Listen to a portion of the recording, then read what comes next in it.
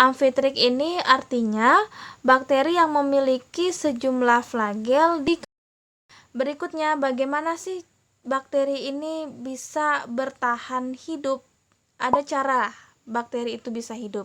Yang pertama adalah kebutuhannya akan oksigen, kemudian membutuhkan karbon, kemudian dia juga membutuhkan energi. Kita bahas satu persatu. Yang pertama, cara hidup bakteri berdasarkan kebutuhannya akan oksigen. Itu dibagi menjadi 3. Ada bakteri aerob, yaitu bakteri yang membutuhkan oksigen untuk bisa bertahan hidup. Kemudian yang kedua ada yang disebut dengan bakteri anaerob obligat, artinya bakteri ini tidak bisa hidup ketika ada oksigen. Jadi dia tidak membutuhkan oksigen, ya. Nah, sedangkan yang ketiga ada juga yang disebut dengan bakteri anaerob fakultatif, artinya bakteri ini bisa hidup kalau ada oksigen, bisa juga hidup kalau misalkan tidak ada oksigen. Jadi dia bisa ada oksigen, bisa tidak ada oksigen, dia juga bisa hidup. Kemudian yang kedua, cara hidup bakteri berdasarkan kebutuhannya akan karbon. Nah, ini dibagi menjadi 2. Ada bakteri autotrof, yaitu bakteri yang menggunakan karbon anorganik. Dan yang kedua adalah bakteri heterotrof, yaitu bakteri yang menggunakan karbon organik. Kalau bakteri heterotrof ini dibagi lagi menjadi 2. Ada yang disebut dengan saprofit, ada yang disebut dengan parasit. Yang pertama adalah saprofit. Kalau saprofit ini artinya bakteri yang memperoleh senyawa karbon dari sisa organik seperti daun yang sudah berguguran, atau pohon yang sudah tumbang, atau kulit buah yang sudah tidak terpakai. Nah, di situ biasanya banyak bakteri organik yang tipe saprofit. Kemudian yang kedua ada parasit. Parasit ini artinya bakteri ini memperoleh senyawa karbon dari organisme yang masih hidup. Contoh pada manusia. Nanti biasanya dia menyebabkan penyakit, ya. Itu berdasarkan kebutuhannya akan karbon. Berikutnya, cara hidup bakteri berdasarkan kebutuhannya akan energi. Ini dibagi menjadi 2. Ada bakteri tipe phototrof, yaitu bakteri yang memerlukan cahaya. Yang kedua ada bakteri kemotrof, artinya bakteri ini memerlukan senyawa kimia. Untuk bagian ini dibagi lagi menjadi beberapa bagian. Coba kalian perhatikan ini, ya. Ada yang disebut dengan bakteri fotoautotrof. Artinya bakteri ini senyawa karbonnya itu adalah senyawa anorganik. Kemudian energinya adalah dia memerlukan energi cahaya. Kemudian ada juga yang disebut dengan bakteri kemoautotrof. Kemo artinya kimia, berarti dia memerlukan senyawa kimia. Autotrof berarti dia memerlukan senyawa anorganik. Kemudian yang ketiga ada juga bakteri fotoheterotrof. Ingat kalau foto dia berarti memerlukan energi cahaya. Kemudian kalau heterotrof dia berarti karbonnya itu adalah karbon organik. Kemudian yang keempat ada juga bakteri yang disebut dengan kemoheterotrof. Nah, kalau kemo artinya kan kimia, ya, berarti dia memerlukan senyawa kimia. Kemudian kalau heterotrof berarti dia memerlukan senyawa organik. Oke, berikutnya adalah reproduksi bakteri. Untuk reproduksi bakteri ini, bakteri melakukan reproduksi dengan 2 cara. Ada yang secara aseksual, ada juga dengan cara seksual. Kita akan bahas satu persatu. Untuk yang pertama, reproduksi aseksual pada bakteri. Nah, bakteri melakukan reproduksi atau memperbanyak selnya itu secara aseksual dengan cara membelah diri atau disebut dengan pembelahan biner. Selama proses pembelahan ini, nukleoid atau kromosom pada bakteri akan digandakan atau direplikasi terlebih dahulu sehingga terbentuk 2 nukleoid, ya. Keduanya kemudian melekat pada membran sel. Nah, kemudian kalau sitoplasmanya itu mulai banyak, maka membran sel ini akan membesar dan memisahkan dua nukleoid yang baru terbentuk tadi. Selanjutnya membran sel itu akan membentuk sekat ya di antara dua nukleoid. Nah, ketika sekat itu terbentuk, maka akan menjadi dinding sel. Terus akan terbentuk dua sel bakteri. Jadi dari satu tadi terbelah menjadi dua, sambil membagi organel-organel yang ada di dalam satu sel tadi ya. Jadi dibagi menjadi dua gitu. Itu reproduksi secara aseksual pada bakteri dengan cara pembelahan binar. Kalau reproduksi secara seksual pada bakteri ini disebut dengan rekombinasi DNA. Artinya penggabungan DNA dari sumber yang berbeda. Kalau reproduksi aseksual pada bakteri tadi bersumber dari satu sel bakteri ya. Sedangkan kalau reproduksi seksual pada bakteri berarti dia memerlukan lebih dari satu sel bakteri. Tadi disebut dengan rekombinasi, artinya penggabungan DNA. Ada 3 cara proses rekombinasi sel bakteri. Kita bahas satu persatu. Untuk yang pertama itu adalah transformasi. Transformasi ini artinya perpindahan DNA bebas dari satu sel bakteri ke bakteri yang lain.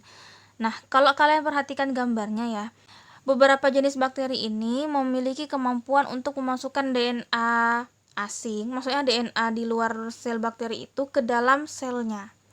Nah, DNA yang masuk itu pada umumnya merupakan DNA yang berasal dari sel bakteri yang telah mati. Jadi kalau misalkan bakteri ini mati ya gitu, dia akan melepaskan DNA-nya untuk dimasukkan ke sel bakteri yang lain. Nah, selama proses transformasi, bakteri ini akan berikatan dengan DNA bebas dan memasukkan DNA itu ke dalam selnya melalui membran sel.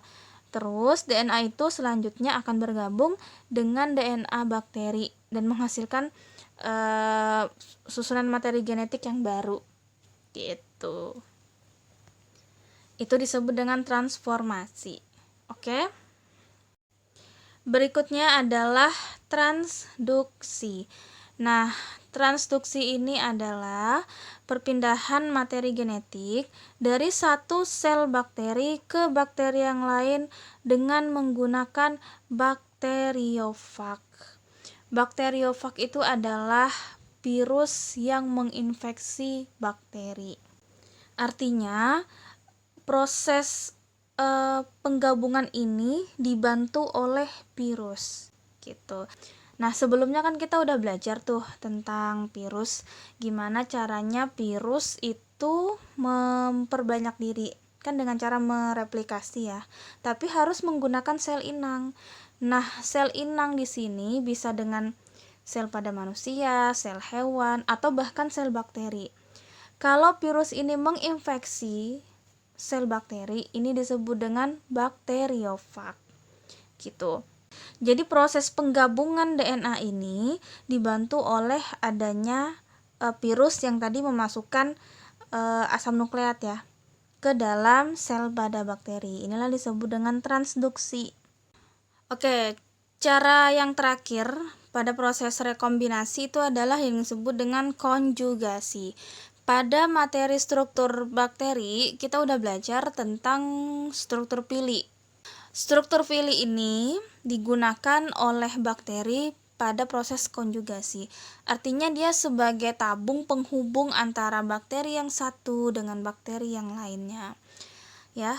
Jadi konjugasi ini merupakan perpindahan materi genetik dari satu sel bakteri ke bakteri yang lain melalui kontak langsung atau dengan menggunakan pili seks namanya. Proses ini terjadi dengan bantuan tadi ya struktur pili. Nah, kalau kalian lihat gambarnya seperti ini, pili ini dia bertugas sebagai tabung begitu yang akan dilewati oleh materi genetik sehingga dapat berpindah tuh dari satu bakteri ke bakteri yang lain, karena kan ada bakteri pendonor, ada bakteri penerima. Nah, gambar seperti ini. Ini dua sel bakteri yang akan melakukan kontak langsung dengan menggunakan pili. Kemudian bakteri pendonor tadi akan memindahkan materi genetiknya ke dalam atau memasukkan materi genetiknya itu ke sel bakteri penerima. Gitu. Nah, itu proses reproduksi pada bakteri. Untuk penjelasan lebih lengkapnya, silakan perhatikan penjelasan berikut. Baik, ini perhatikan proses pembelahan binar pada bakteri, di mana prosesnya sangat cepat. Nah, ini disebut dengan proses aseksual pada bakteri. Dari satu sel bakteri dia bisa membelah menjadi sangat banyak. Ya, ini adalah proses transformasi pada bakteri, di mana ada dua jenis sel bakteri yang akan melakukan salah satunya perpindahan materi genetik atau melepaskan materi genetik. Nah, ini dia mulai melepaskan materi genetiknya untuk dimasukkan ke sel bakteri yang lain. Berikutnya adalah proses transduksi pada sel bakteri. Proses transduksi pada sel bakteri ini menggunakan virus yang disebut dengan bakteriofag, yaitu virus yang menginfeksi bakteri. Ada dua prosesnya, ada proses litik dan proses lisogenik.